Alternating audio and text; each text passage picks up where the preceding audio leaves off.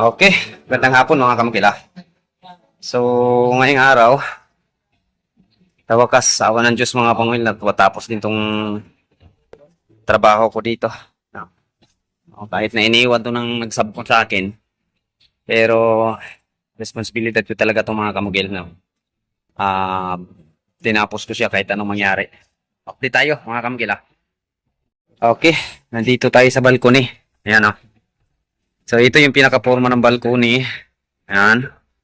Ito yung pinakaharap niya, yung mga ilaw. Kompleto na yan. Ito mga kamugil, itong video na to, proof doon natin to sa ating kliyente na nandun sa ibang bansa. Ayan o. Okay na siya dito. Ayan. Papunta doon. So, ang ating railings. Okay na. Second floor to mga kamugil. Bali, yung binabanata namin to, second floor. So, pasok tayo sa loob. No, bali dalawa yung pintuan nitong balcony na to. Isa doon, isa dito.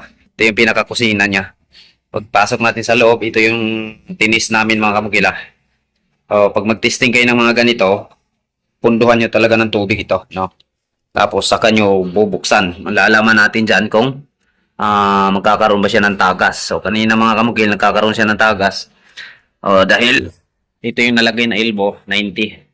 Ngayon, pinatangad ko siya. Gamit tayo ng 45. Ito yung kagandahan pag ganitong mga accessories yung magagamit natin sa mga kitchen, no? Kasi mababulto mga kamukil. So, yung ating counter, bantay dyan, Ato ba ang resibo at so pa dyan yung lawas. Yung ating counter mga kamukil, ayan, Ako yung bumanat nito, yung ating electric stove. Okay na siya. Ito yung pinaka-forma niya. Samantalang ating kitchen sink, ayan na siya, simplihan lang. Pero, naka-level to siya mga kamukil. Ayan Tapos yung schedule na green tiles dito, pa-slope siya ng konti dito. Pati doon mga kamukil, pa-slope din dito. Ganon din doon. Para lahat ng tubig babagsak dito sa ating sink. Puno na. Sayin natin. Tapos ngayon,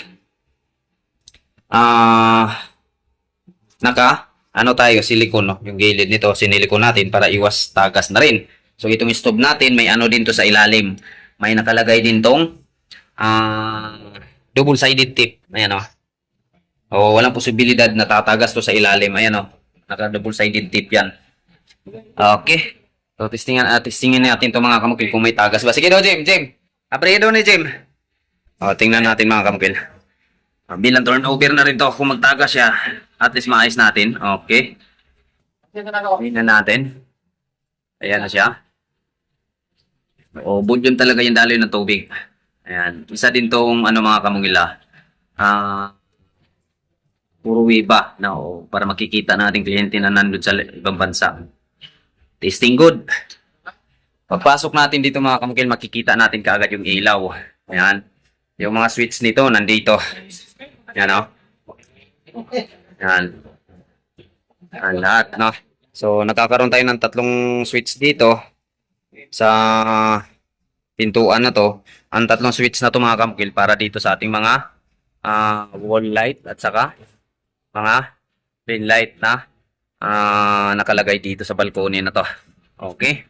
So, yung ating mga CO mga kamukil, testing good na din yan. Dahil magaling yung ating electrician dito sa CR. Ayan malinis na rin dito. Testing good na rin to. Lahat dito mga kamugil, okay na to. Na-check na to ng anak ng may-ari. Sara natin. Patayin natin yung ilaw. Okay. Samantalang dito sa ito mga kamugil, yung hindi na kasali sa trabaho ko. Sa susunod naman siguro to. Okay, naputol tayo Usap pa kami ni kliyente sandali.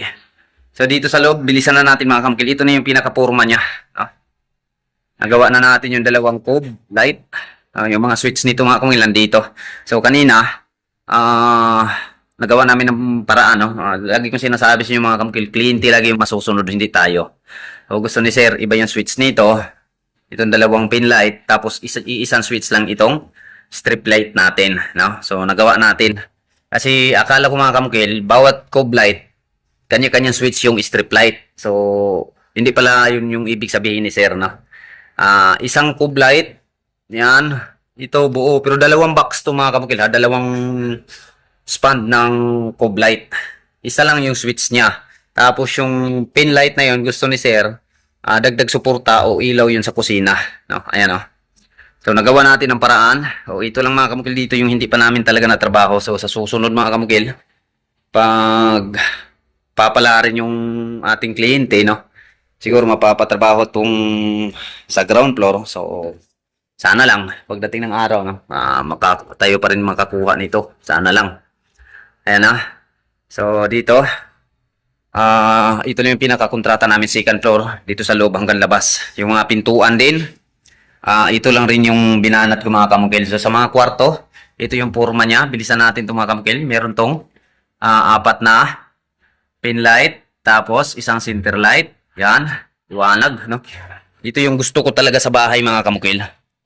Lagi ko yan sinasabi sa vlog ko. Pag maliwanag ang bahay, maliwanag din ang buhay. Yun yung pinaka-importante. Dito sa ating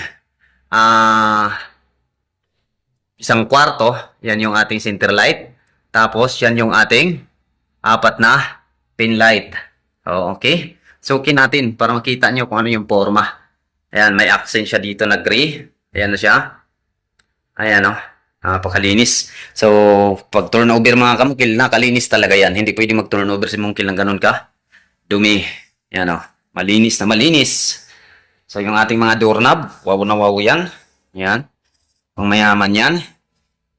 Okay. Yung kulay ng ating pintuan, sinabay ko lang din siya sa wall mga kamukil para hindi masyadong pangit tingnan na yan. Kasi kung mag-a-apply tayo ng ibang kulay dyan, talagang mawawala yung ganda ng ating wall. Ayan lang, simplihan lang. No?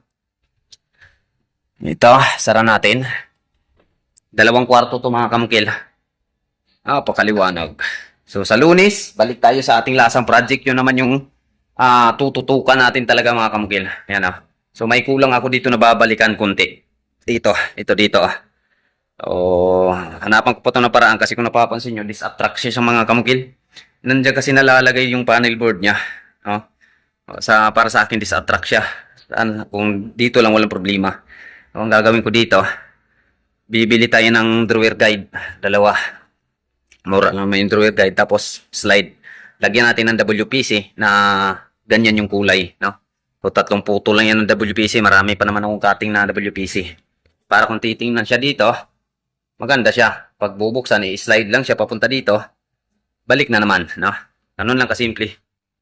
So, ito, yung kabuuan forma ng ating bahay na tinatrabaho natin. Tapos, ito mga kamukil, ito yung previous ko kay sir, itong cove na to. Tapos, itong dito. Itong sa labas. Ito rin yung ating labas mga kamukil. Meron din tong ilaw. Daming ilaw. Maliwanag ang bahay. Maliwanag din ang buhay. Yan.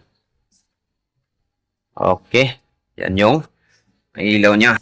So, pati ito mga kamukil. Ito yung previous ko kay sir. Ayan Ito. Yung forma kasi. Yung unang lagay nito, ito lang steel matting na makapal. Tinanggal natin, pinalitan natin ng tubular, tapos pinuturahan pa natin. Tapos ito bukas mga kamukil, ito yung babalikan ko. Pababalikan ko to. Kunti naman lang, ito na lang poste na to. Binalik rin namin yung gate. Yung pagkabanat namin dito mga kamukil, ito yung existing na gate talaga nitong bahay na to. Binalik ko lang. Sige, pagbabaguhin natin, sayang matibay pa naman tong gate na to. So, ang dating walang kabuhay-buhay na bahay, ngayon binigyan na natin ng buhay. Ayan Ito yung forma niya mga kamukil. Kaya na sinasabi ko sa inyo, budget talaga yung kailangan kapag papagawa tayo ng bahay kung gusto mo maganda talaga yung finish. Pero may mga finish naman na kahit hindi mataas yung presyo, maganda pa rin yung pagkayari. Depende na lang sa nagtatrabaho.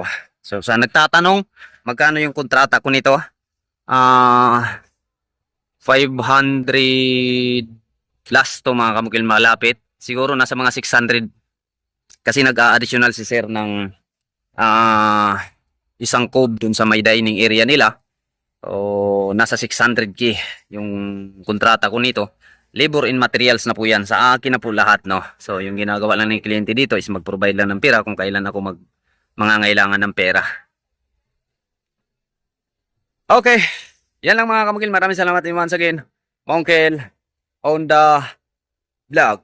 Thank you. Ginabi na tayo. Bukas, lasang project tayo mga kamukil. Yun naman yung ating papagandahin. Pupukusan ko dun mga kamukil hanggang sa katapusan na ma-turn over natin. Luck!